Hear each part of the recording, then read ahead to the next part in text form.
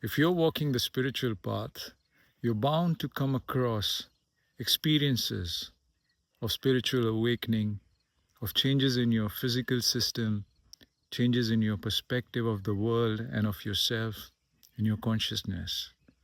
And sometimes it can be very overwhelming to experience sudden changes, and naturally we are looking out for explanations, for definitions of where we are and what have we experienced.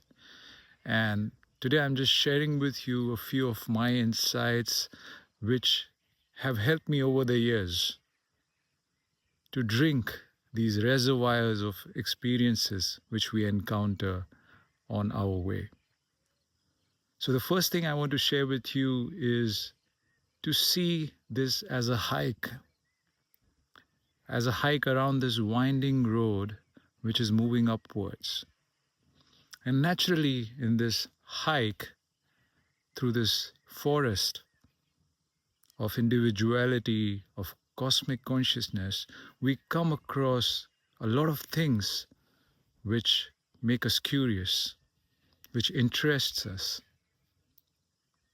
And these are nothing but encouragements provided to us by our own soul, by nature, by life, that when you're walking, you get replenished. So sometimes you come across a reservoir, you're so thirsty, and then you come across a reservoir which is refreshing you. You come across a very unique flower, you come across a very unique animal, and you stop and you are so happy because you were looking for something to communicate to you. And naturally, you will spend some time there, you will rest there until you start walking again. But the mistake that we do is we stop there and we start communicating to a lot of people about what we are experiencing. We start inquiring what is happening to me, and we start labeling as to where we stand in our walk. And that labeling limits us in a way that we say that we have reached this stage, and then we stop walking. The thing is that if we label it, you are going to walk again, and at another turn you are going to experience something else which will be dramatically opposite to what you have experienced right now. And you're moving upwards, it's a spiral. So the more you move upwards, the more you'll get the picture of what is happening, what has happened to you down. And it might be totally opposite to what you are thinking is happening. So my teacher at the beginning of my walk in this life had said to me that don't look right or left. Just acknowledge and keep walking. Keep walking. Like a flight, that you are seeing everything, but you're not getting down from your plane. You're seeing everything what is happening on the ground. Then you can fly farther. You can stay up. So the first thing is to see this as just a refreshment whatsoever is happening. And sometimes experiences are unpleasant. So if you are not too overwhelmed by the pleasant experiences, you will not be overwhelmed by the unpleasant experiences. The second thing is that we share too much.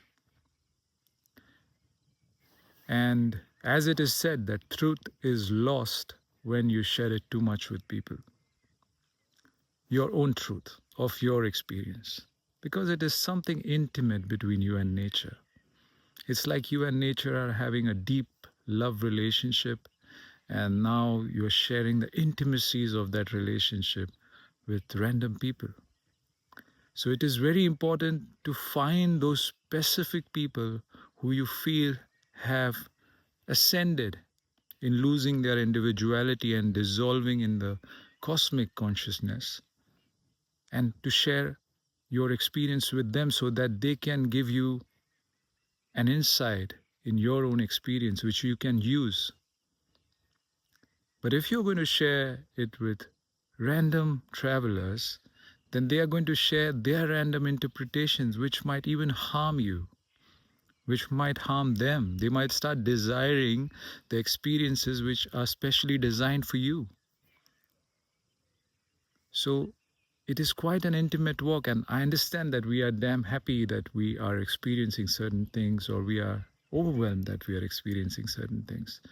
But it is very important that we share these intimacies with a trusted fellow traveler who's more in the cosmic than you, who is transmitting more light. And the last thing to remember is to disown this experience. To remember that this journey is from the individual to the universal. It's from the part to the whole. You are the whole. So if we keep on holding to specific experiences and call them our own, then we are stuck in individuality. The ocean is calling us. The ocean is calling the river. And the river cannot stop at a village just because the village is pleasurable or painful. So the river has to remember that it is moving towards the ocean.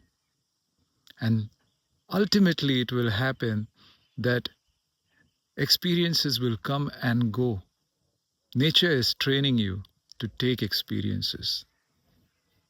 So much so that you will have such deep experiences, and there will arise in you a desire to transcend experience. And that is when you become universal.